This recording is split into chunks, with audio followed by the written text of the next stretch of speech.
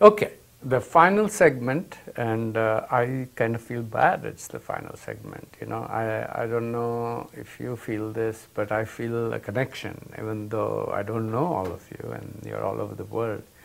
Hopefully there's an experience that's joint, and it really doesn't matter whether we have met each other or not. We have met through something called finance. On that note, here are a few things I would like you to think about. And I don't believe in giving speeches or telling people what to do. I'm still trying to figure out who I am. But I would encourage you to think like this. Use finance for whatever you want, but use finance for good as much as you can. What do I mean by that? Improve lives now and the future. I think we all humans want to live lives that are meaningful, that have enough of input consumption to take care of our needs. However, the world is not as good as it should be. Markets have done a great job, but at the same time, I think they get a very poor grade if you look at the whole world. And the reasons are complex. I'm not into talking about that. So what do I mean by improving lives, and what does it mean to use finance for good, and why? I believe happiness and justice are two things that everything is created for. I don't think markets were created for one person. I don't think democracy was created for one person. I don't think capitalism was created for one person. I don't think communism was created for one person. All systems are created for happiness and justice, not for one person, but for as many people as possible. So that's what I mean by improving lives. I mean more than economics. Economics is just part of it. By economics, I mean the usual focus of economics. Especially in Western countries, the focus is largely on material goods. I think there's happiness and justice, which is much deeper, but I think the way of thinking of finance can really help. Democracy and freedom to choose. So how will you get happiness and justice? I think if there's democracy and there's freedom to choose. Even in the most developed countries, we take these democracy and freedom as given. That's the most dangerous assumption you can make. I think human tendencies are good and bad. The good side is we all care. The bad side is sometimes we get caught up in what we are doing at the cost of caring for other people. And that's, I think, the problem, right? You versus the rest. Democracy and freedom to choose for everyone will allow happiness and justice. And remember, I have not talked about money at all. Money is just money. It's a means of achieving something.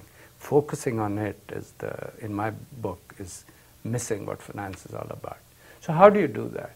You do that by trying to alleviate poverty. And I know I'm using heavy words here, but I do believe that finance can be used to understand how do you help remove poverty.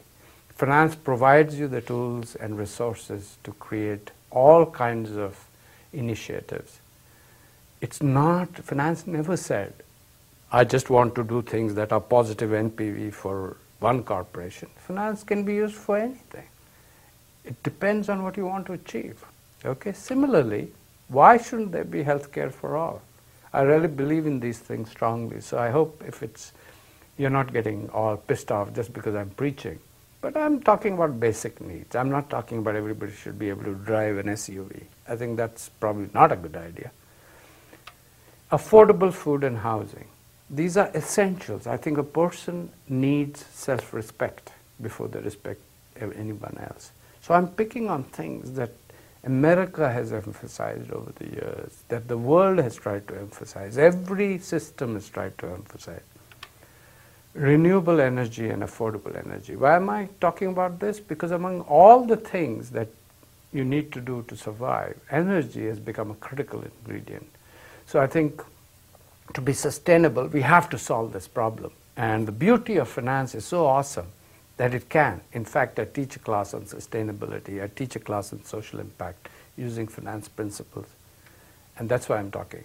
Fair and rational public policy. I do not want to underestimate the danger of having public policy that defeats the purpose. Again, I think most governments, hopefully, most people joining the government have a desire to uplift the economic and social well-being, if you may, of most people.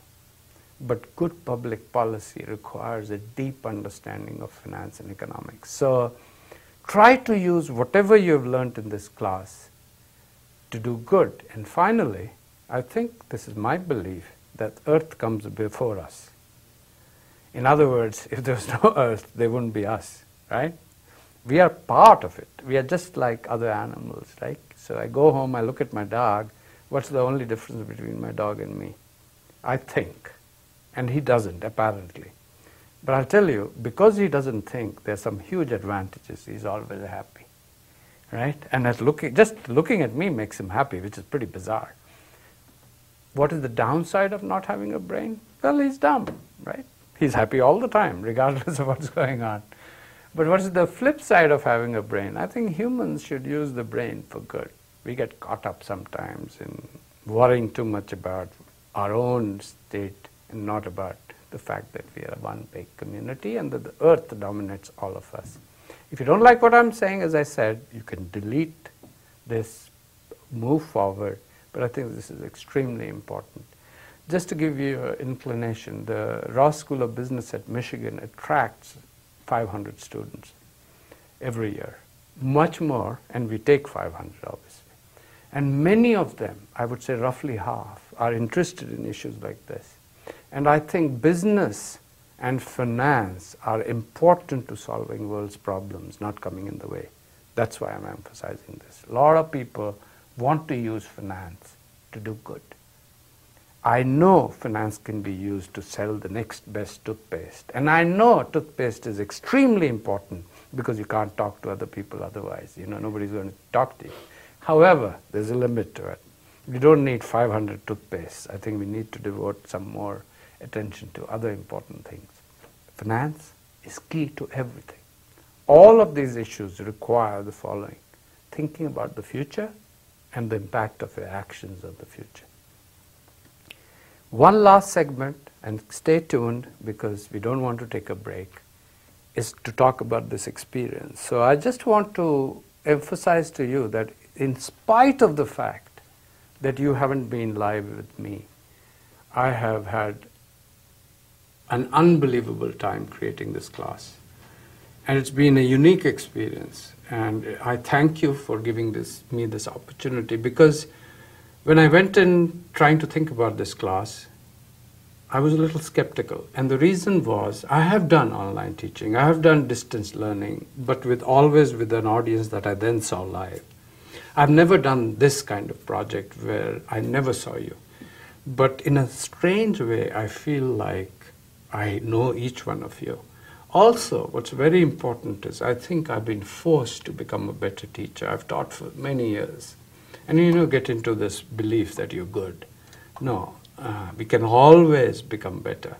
And this has been a really rewarding learning experience for me.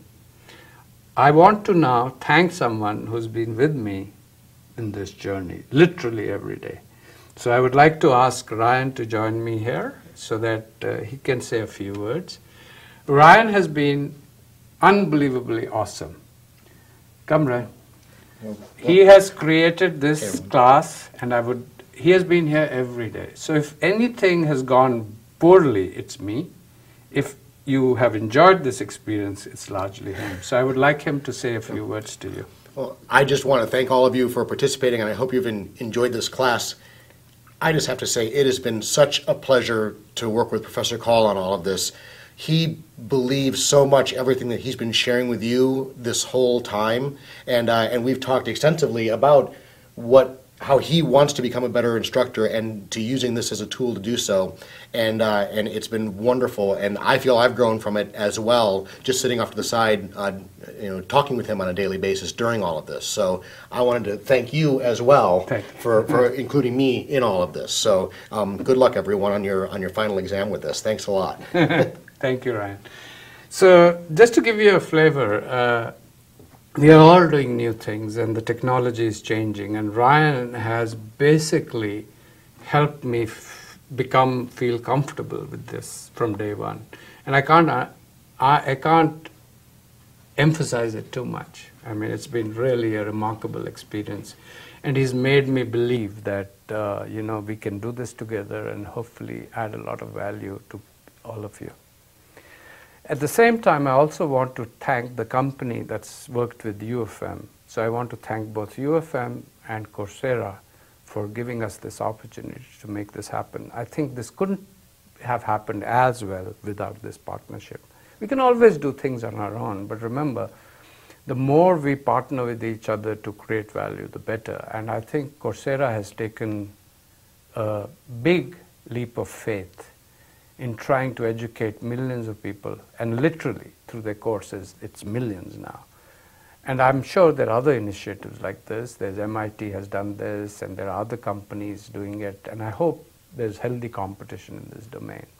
I want to thank UFM, and especially Martha Pollack and Kimberly Brown, people in our provost office who invited me to participate, and I want to thank them, and I want you to know that they have been behind this. They have supported me and Ryan in make this happen. So I wanted to take a minute to thank them. Finally, I want to say that this has been a journey, and hopefully this journey will be a long one. And I hope you have learned. And I said on the first day, my emphasis on learning, but I also think if you do not enjoy yourself while learning, learning becomes tedious. And ironically enough, it stays with you only for a short time. Finance is just simply awesome. And I hope I've had the opportunity to show you a glimpse of its beauty, because it's made my life. And I hope you are curious enough now, and I've made you curious enough to want to pursue finance.